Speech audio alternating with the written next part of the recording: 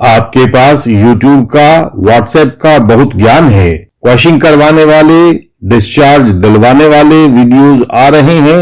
अनेक ज्ञानी विज्ञानी एडवोकेट्स हैं, लेकिन उसके बावजूद क्रिमिनल केसेस में रोज सजाएं हो रही हैं। रोज गलत क्रॉस करके केस बिगाड़े जा रहे हैं। कोर्ट्स में आरोपी निरंतर हताश खड़े हुए हैं। एडवोकेट्स अपने व्यक्तिगत केसेस में किन कर्तव्य विमूढ़ हुए मिलते हैं। जब इतना ज्ञान हवा में तैर रहा है तो सब मारे मारे क्यों घूम रहे हैं? इस सारे माहौल में गड़बड़ी कहां है? न्याय गुम क्यों हो गया है? हमने इसका विश्लेषण किया है। इस परेशानी का कारण हमारी गलत कानूनी आदतें होती हैं। ज्यादातर असफलताएं इन 4 कारणों से मिल रही हैं। अधिकांश लोग अपना केस हार रहे हैं, जिनमें साधारण लिटिगेंट्स और विद्वान एडवोकेट्स दोनों सामने हैं। आइए देखें ये 4 कानूनी आदतें कौन कौन सी हैं। हम पाते हैं पहली आदत है केस फाइल की धुन नहीं सीख पाते हैं। किसी से भी केस फाइल मांगी जाए, चाहे आप एडवोकेट से मांगे, पार्टी से मांगे, किसी से भी मांगे, तो वे लोग आपको FIR, MLC, बयान 161, साइट प्लान वगैरह की कॉपी करवा के भेज देंगे। जब उनसे पूछो कि बाकी के दस्तावेज कहाँ हैं, तो बताएंगे कि सब जरूरी चीजें तो भेज ही दी हैं। यह दिक्कत केवल नौसीखे लिटिगेंट्स के साथ ही नहीं होती, सीनियर एडवोकेट्स के साथ भी होती है, और यह गलत अप्रोच है। हर केस फाइल की एक धुन होती है, उसका संगीत होता है। 10-15 साल की वकालत से पहले आप उस धुन को सुनने की ताकत पैदा नहीं कर पाते हैं। कुछ अधिकारी पुलिस इन्वेस्टिगेशन के शुरू में पीड़िता को लेकर हॉस्पिटल पहुंचेंगे और मौके को अनारक्षित छोड़ देंगे, जबकि कुछ दूसरे IO महिला कांस्टेबल के साथ पीड़िता को अस्पताल भेजकर खुद आरोपी को पकड़ने चले जाएंगे। कुछ अन्य IO ऐसे भी मिलेंगे जो पीड़िता का मेडिकल जांच करवाने वाले डॉक्टर से भी लंबा सवाल जवाब करेंगे। ऐसे भी IO मिलेंगे जो मेडिकल जांच के कई दिन बाद पीड़िता का बयान 164 करवाएंगे। केवल कागजों को पढ़कर आप IO को कैसे पढ़ पाओगे? बहुत तरह के IO हैं। आपने FIR भेज दी तो उससे IO के पूरे टाइप का पता नहीं लग पाएगा। हमने हमेशा कहा है कि IO किसी भी मुकदमे में सबसे बड़ा रचयिता होता है। सारी रचना उसी की है। तो ऐसे में जब आप कागजों में उलझे रहते हो तो IO को पढ़ने से पूरी तरह चूक जाते हो। यह आपके केस की बड़ी चूक होती है। हमें लगता है कि इस नियम को रट लिया जाए कि केस फाइल आपका एक्विटल है। यदि उसको खंडित करोगे तो आपका ट्रायल खंडित हो जाएगा। केस फाइल के टुकड़े करना बांसुरी को पत्थर से फोड़ देने के जैसा है, और इसी से आप एक ठीक एडवोकेट की पहचान भी कर सकते हो। केस फाइल को पढ़कर जो एडवोकेट गुनगुनाने लगे तो समझो कि उन्होंने फाइल की धुन को सुन लिया है। जिनके माथे पर फाइल को पढ़ने के बाद सिलवटें पड़ जाए तो समझो कि ये फाइल से लड़ रहे हैं, आपको क्या खाक बचाएंगे। वो फाइल को समझ नहीं पाए हैं तो आपको क्या बताएंगे। इंडियन लीगल सिस्टम अपने यंग एडवोकेट कोलीग्स की सहायता करता है। यदि किसी कारण से वे क्रॉस तैयार नहीं कर पा रहे हैं तो उनकी सहायता की जाती है। उनका क्रॉस तैयार करवाया जाता है। क्रॉस करने के दौरान किन महत्वपूर्ण बिंदुओं पर निगाह रखें और कैसे रखें, उन एडवोकेट्स को यह सिखाया जाता है। किस स्टेज पर क्या करें ताकि वे अपने काम में सफल हों, यह बताया जाता है। हर राज्य में अनेकों एडवोकेट मित्र इस तरीके से बहुत सफलता पा रहे हैं। केस को जीतने की नींव कोर्ट में चार्जशीट आने के दिन से ही रख दी जाती है। जिनमें सफल होने का जुनून है वे एडवोकेट मित्र हमारे अनुभव से एडवोकेसी के दांव पेंच सीखकर स्वयं सफल हो सकते हैं।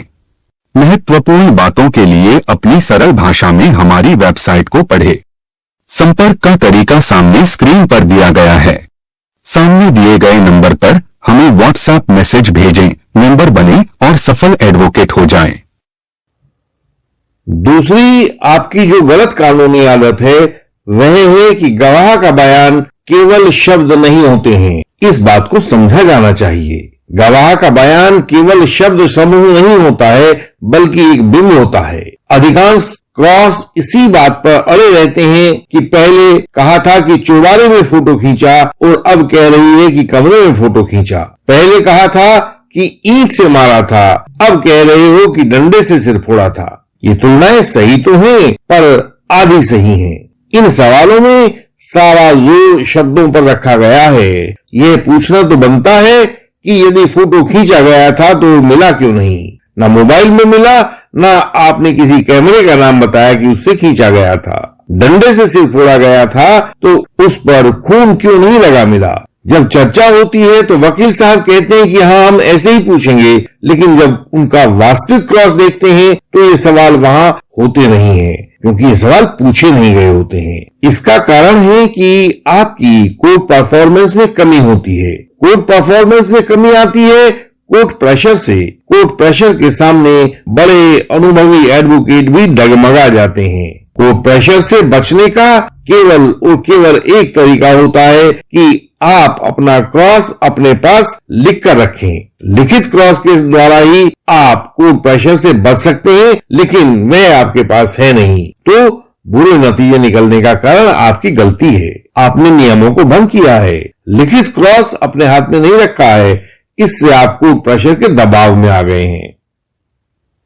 एक तीसरी गलत कानूनी आदत होता है कि क्रॉस करने वाले एडवोकेट साइट प्लान और जब्ती को एक साथ नहीं पढ़ते हैं। गवाह का कहना है कि आरोपी ने मृतका पर मिट्टी तेल छिड़क कर आग लगा दी थी, मृतका झुलस कर मर गई। इन शब्दों को दुनिया का कोई अनुभवी एडवोकेट भी काट नहीं पाएगा, क्योंकि शब्द हैं, कुछ भी कह सकते हैं, और इनको काटोगे भी क्या? पुराने चलन के वकील यही पूछते हैं, अच्छा बताओ कितनी दूरी से तेल गिराया था, बोतल से गिराया था या केन से गिराया था? मेरा कहना है कि उसने तेल नहीं गिराया था। मेरा कहना है कि उसने माचिस से आग नहीं लगाई थी। और जैसे ही इन सवालों के जवाब रिकॉर्ड पर आते हैं, वे आरोपी के खिलाफ एडमिशन बन जाते हैं। ऐसा थोड़े ही है कि बोतल से तेल गिराने पर आरोप सिद्ध होता हो और केन से तेल गिराने पर सिद्ध ना होता हो। 2 फुट की दूरी से गिराएं तो आरोप लगे और ज्यादा से गिराएं तो आरोप नहीं लगे, ऐसा थोड़ा ही होता है। इसलिए यह बिना सोच समझ वाला क्रॉस आरोपी को सजा करवा देता है। तो आरोपी की रक्षा के लिए आपको शब्दों से बाहर आकर पूरे साइट प्लान पर देखना होगा। क्या मिट्टी तेल की शीशी कैन मौके से मिली थी? क्या माचिस या लाइटर मिला था? क्या उनके मिलने के स्थान को ठीक तरह से नक्शे में दिखाया गया है? इन सब बातों पर पहले गौर करें, फिर गवाह से पूछें। यदि इस साइट प्लान और जब्ती में कहीं भी गैप है तो अपने आरोपी को उस गैप में से बचाकर निकाल दिया जाए। देखिए, यह झूठ है कि मिट्टी का तेल गिराया गया था। पूरे कमरे में मिट्टी के तेल की कैन नहीं मिली है, इसलिए यह झूठा और मनगढ़ंत आरोप है कि आरोपी ने आग लगाई थी, क्योंकि पूरे साइट पर आग लगाने की माचिस या लाइटर नहीं मिला है। प्रोसिक्यूशन की कमी को अपनी शक्ति बनाकर सवाल पूछिए। क्रॉस एग्जामिनेशन एक माइंड गेम है, जो ज्यादा बेहतर चाल चलेगा वह जीतेगा। इसलिए क्रॉस से पहले गहन होमवर्क किया जाना बहुत जरूरी है।